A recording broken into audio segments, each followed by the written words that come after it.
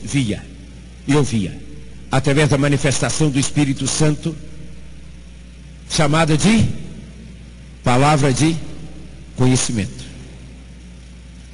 Isso estava naturalmente nesse irmão, que não tinha escolaridade, e começou a pregar. Eu li dele, por exemplo, quando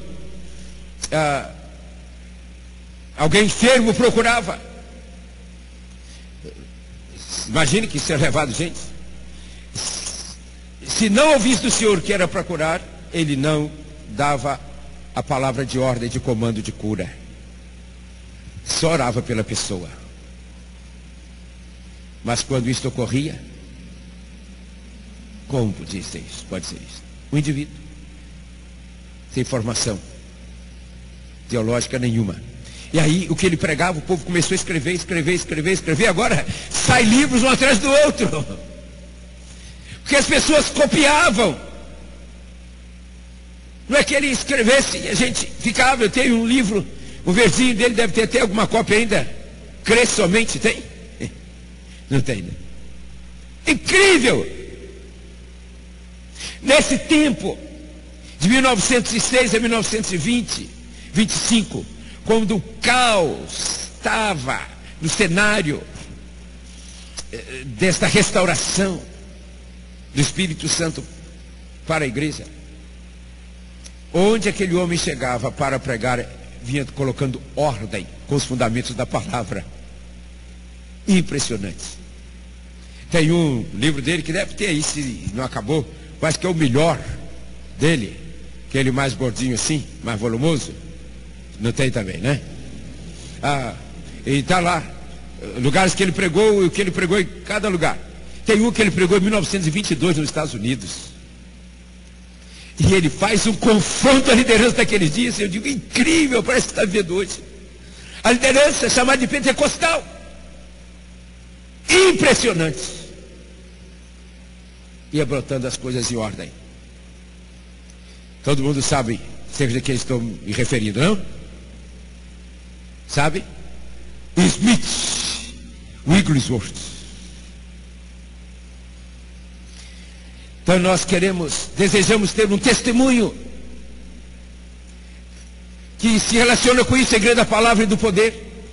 Ou seja, onde o Espírito Santo está fluindo, e que deveria ser o normal, os rios de água viva dentro de cada discípulo, cada filho de Deus da terra, tal como foi com Jesus. Creio que os irmãos todos leram o livro da Cindy Jacobs, Vida Sobrenatural. Um livro delicioso por várias razões.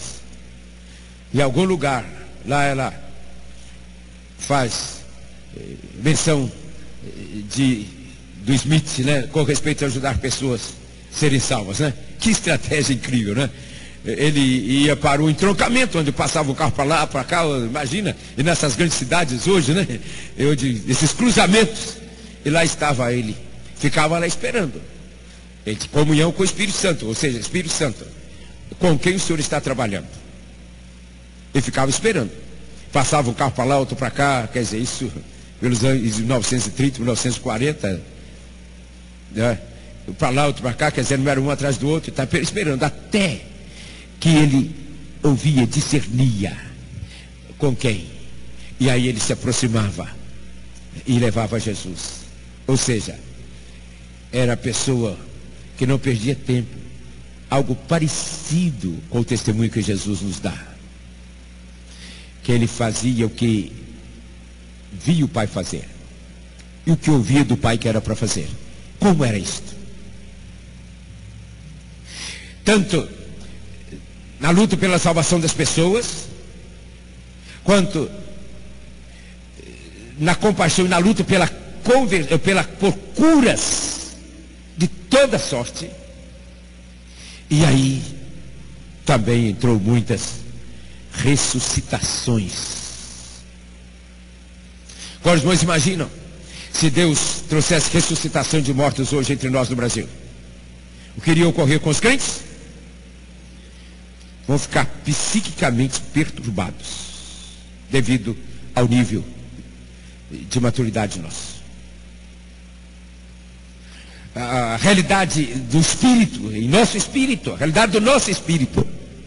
Por isso também os anjos não podem ter permissão para o convívio, como ouvimos à tarde. Porque senão vamos cair na armadilha de querer adorar os anjos. Que prejuízo tão grande.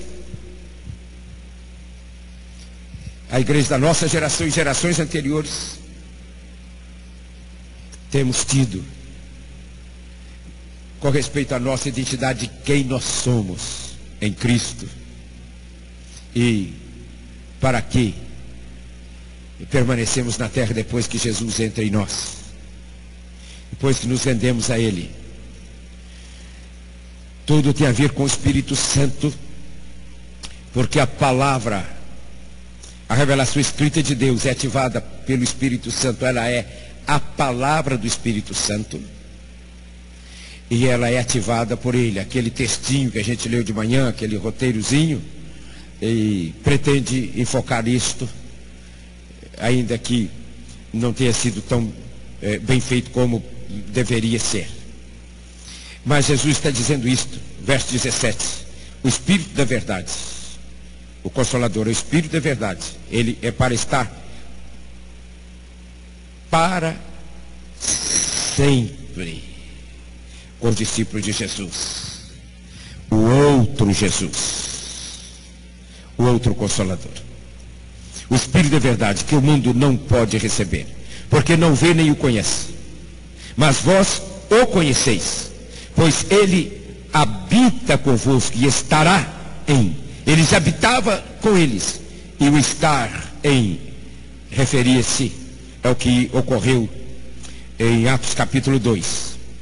E Jesus prossegue, verso 18: não vos deixarei órfãos, virei para vós.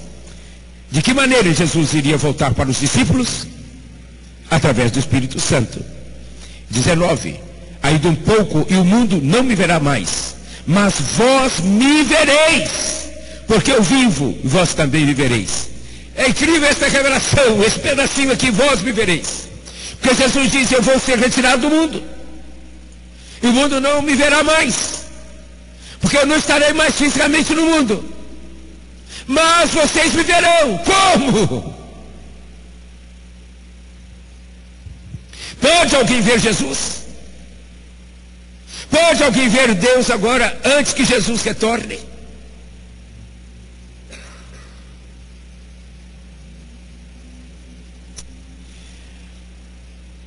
As leis através das quais